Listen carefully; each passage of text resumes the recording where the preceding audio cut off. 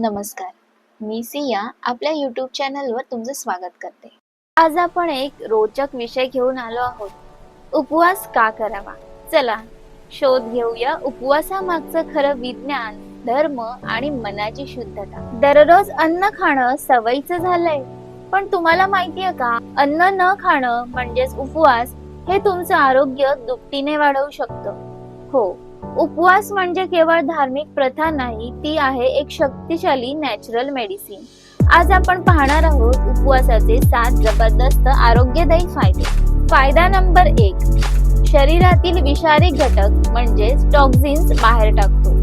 उपवास म्हणजे शरीराला डिटॉक्स करण्याचा नैसर्गिक मार्ग। जेव्हा आपण काही खाणं टाळतो, तेव्हा शरीर आपल्या आत साठलेल्या विषारी घटकांना बाहेर टाकण्याचं काम करतं। फायदा नंबर 2, वजन कमी होण्यास मदत होते। बिना डाएटिंग, बिना वर्कआउट, पण फक्त उपवासामुळे वजन कमी होऊ शकतं। उपवासामुळे इन्सुलिनची पातळी नियंत्रणात राहते, ज्यामुळे चरबी कमी होते आणि शरीर अधिक ऍक्टिव्ह राहतं। फायदा नंबर 3, पचन तंत्राला विश्रांती मिळते। आपण रोज अन्न खाल्लं की शरीराची पचन संस्था निरंतर काम करत असते।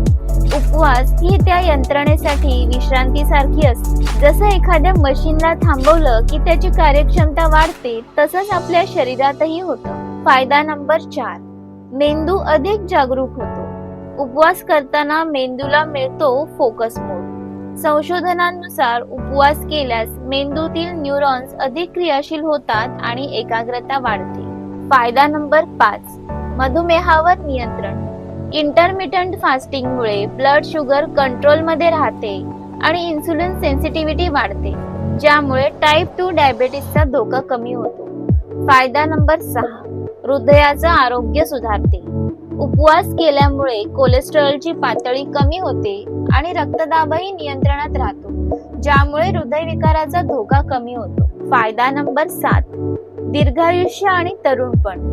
हो, उपवासामुळे शरीरातल्या पेशी नूतनीकरण प्रक्रियेत जातात, जे आपल्याला अधिक दीर्घायुष्य आणि तरुणपण देऊ शकते। उपवास म्हणजे शरीर, मन आणि आत्म्याचं त्रिसूत्री आरोग्य साधन आहे। आठवड्यातून किमान 1 दिवस उपवास करून तुम्ही तुमचे जीवन अधिक निरोगी करू शकता। उपवासाच्या दिवशी ताजी फळं, दूध, ताक, दही, लिंबू पाणी असा हलका आहार घ्या। जास्त तेलकट आणि तळलेले पदार्थ टाळावेत आणि भरपूर प्रमाणात पाणी प्यावं।